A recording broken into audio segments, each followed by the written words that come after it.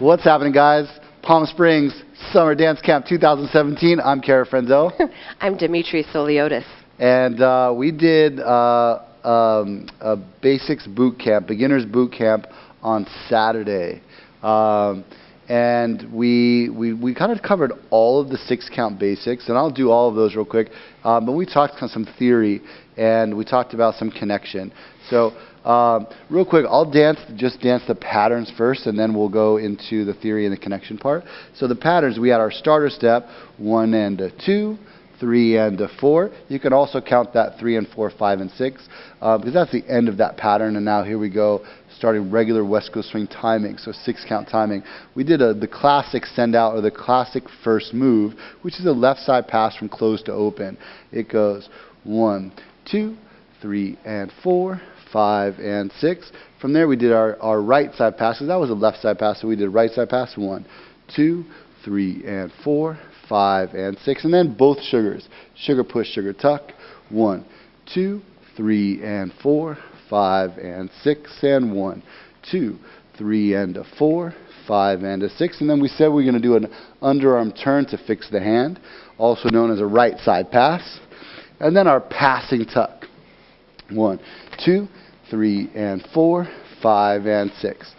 We talked about kind of an overall theory of West Coast swing, and the idea is that people learn in different ways, and I encourage learning in both, really, to become a good dancer, meaning that learn the exact placement of your feet and the exact count, but then also think about the theory and the overall metaphysics of the dance, right, and the physics of the dance. So we talked about the leader being in charge of momentum and shape, and the follow being in charge with following through that momentum and managing distance. So we said that the momentum and shape is just kind of a cool word that we use to talk about I say when and where. So I go, let's go now, and let's go to my left side. So I created the momentum and the shape of the pattern. Now the follow finishes that pattern. Right? I say come now, go back to where you started from. So I create the momentum and then redirect the momentum, so I shape that momentum back to that side. We also said that as a leader, I use my 1, 2 to create that, the when and the where. The 3 and, I allow the follow to continue to move. In other words, I do nothing.